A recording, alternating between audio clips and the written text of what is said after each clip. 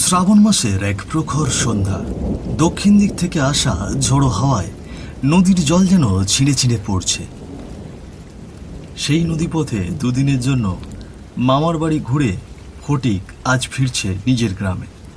সন্ধ্যার আগেই ফিরবে ভেবেছিল, কিন্তু হঠাৎ ওঠা ঝড়ে নৌকা যেন নদীর বুকেই আটকে যায় ঘণ্টাখানেক। যখন সে ঘাটে নামে তখন চারপাশে যেন রাতের স্তব্ধতা গিলে খেয়েছে সবকিছু। সে ধীরে ধীরে পাড়ে উঠে দাঁড়ায়। তখন ঝড় বৃষ্টির বেগ একটু কমেছে। সে পিছন ফিরে তাকিয়ে দেখে ঘাটে যে দু একজন লোক ছিল তাদেরকে তুলে নিয়ে নৌকা আবার ছেড়ে দিয়েছে। তখন ঘাটে আর কোনো লোকজন নেই, শুধু ফটিক একা ঘাটের পাড়ে দাঁড়িয়ে আছে। হায় ভগবান, এমন ঝড় উঠবে কে জানতো। ছাতাটাও তো সঙ্গে নিইনি। আমার বাড়ি তো বেশ ভালোই ছিলাম, এই 2 দিনে এমন ঝড় তো ওঠেনি। আজকে আমি বাড়ি ফিরতে লেগেছি আর নদীর মাঝে এমন ঝড় উঠতে হলো।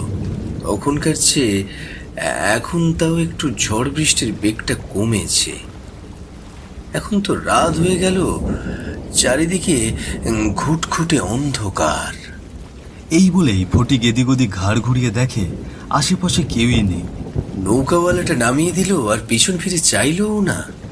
মানুষজন নেই আশেপাশে, যেন গোটা ঘাটটাই কেমন খাঁ খাঁ করছে। উফ, কেমন যেন খিদে পেয়েছে। এখন যদি 1 কাপ চা বা কিছু একটা খাবার পেতাম তাহলে খুব ভালো হতো।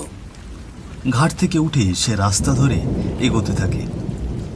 পায়ের ছপ ছপ শব্দ তোলে কাদামাখা পথ জুড়ে। ঝড়ের দাপটে পাতাগুলো ঘুরে ঘুরে মাটিতে গিয়ে পড়ছে। মাঝে মাঝে দূরে কোথাও শিয়ালের ডাক শোনা যায়। চারিদিকে এমন থমথমে যেন অদৃশ্য কেউ পিছন থেকে হেঁটে আসছে। এইখানে কে যেন হাঁটছে। আমার পেছনে বুঝি কেউ আছে? ফটিক হঠাৎ থেমে পিছনে তাকায়। আলো নেই, মানুষও নেই, কেবল জমে থাকা পাতাগুলোর ওপরে বৃষ্টি পড়ার ঝপঝপ শব্দ। কই, কিছুই নেই তো। না না, মনে হচ্ছে মনির ভয়। পেটে খিদে পেয়েছে তো, এই জন্য হয়তো মনেও দুর্বলতা এসেছে। তারপর আবার সে হাঁটতে শুরু করে। হাঁটতে হাঁটতে সে এক সময় দেখে একটা দোকান। সামনে থেকে আলো ছড়িয়ে পড়ছে। ও দোকান, লোকও আছে নাকি? সে একটু দ্রুত যায় দোকানের সামনে। দোকানটার সামনে একটা ছোট্ট আলো টিম টিম করে জ্বলছে। একটা লোক দাঁড়িয়ে পুরনো ভাজাভাজি চুলোর পাশে। চুলোয় ঝাঁঝালো তেল গরম হচ্ছে, তাতে চপ ভাজা হচ্ছে। ঘ্রাণে বুকটাও ভরে উঠল। কিন্তু লোকটার চেহারা অদ্ভুত।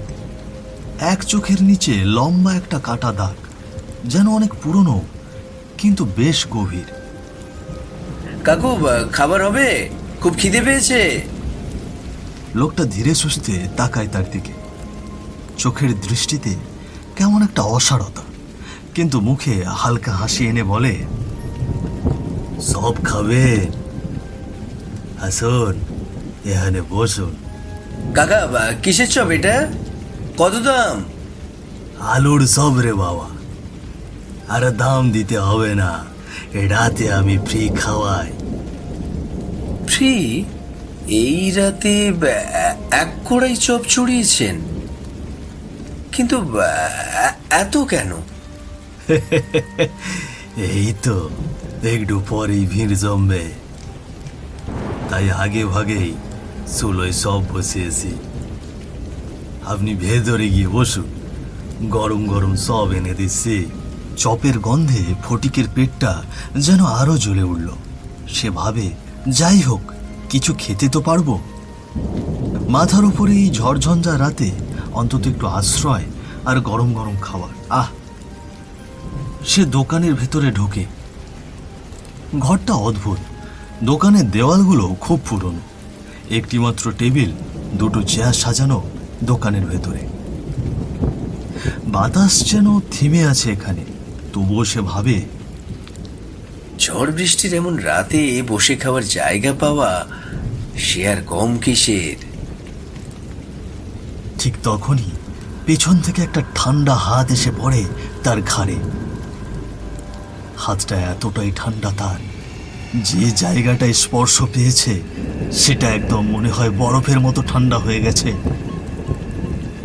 সে চমকে উঠে ঘাড় ঘুরিয়ে তাকায়। আপনি আপনি পেছন থেকে এলেন? আপনি তো দোকানের সামনেই চপ পাচ্ছিলেন না কাকু?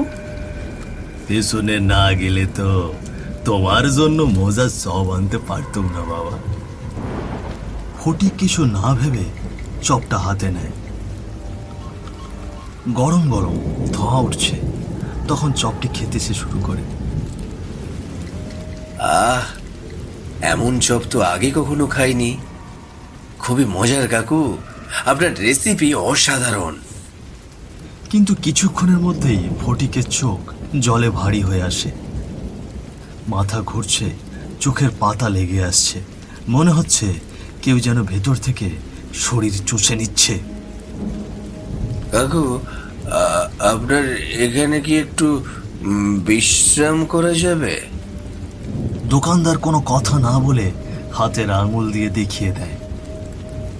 সে কাঁপা কাঁপা পায়ে উঠে দাঁড়ায়, দোকানের ভেতরের রুমের দিকে এগোয় একটু বিশ্রামের আশায়। দরজাটা ঠেলে ভেতরে ঢোকে সে। প্রথমেই কেমন একটা গন্ধে দম আটকে আসে তার।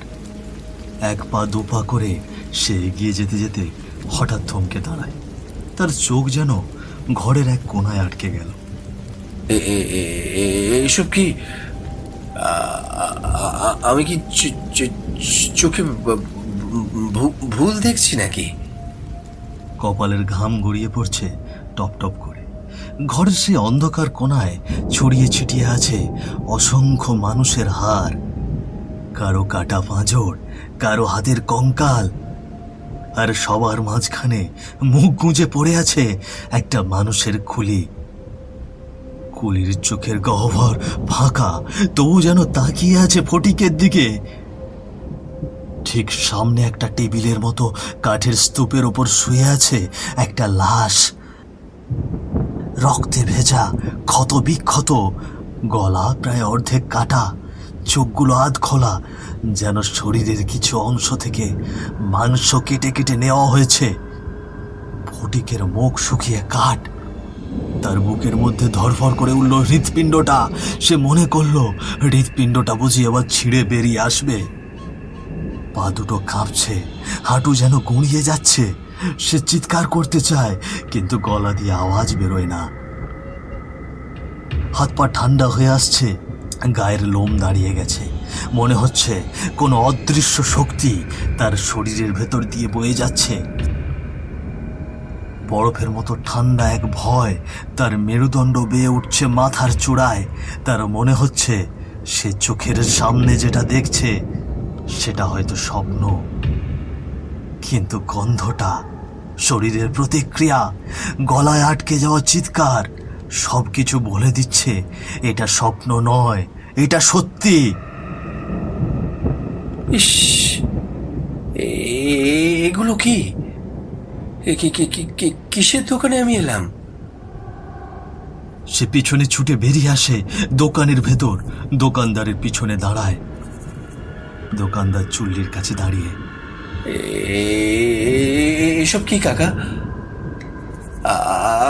আপনি ঘরে এসব কি করে রেখেছেন? দোকানদার ঘুরে দাঁড়ায়, তবে সে আর মানুষ নয়।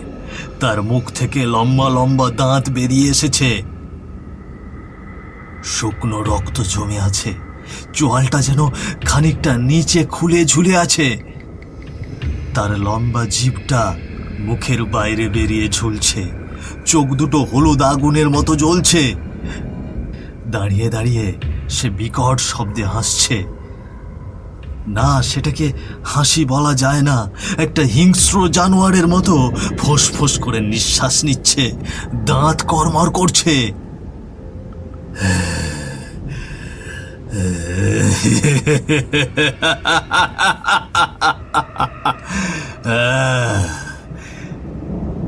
তুই আমার হাত থেকে রেহাই পাবি না। এই রাতে এখানে যে আসে সে আর ফিরে যায় না।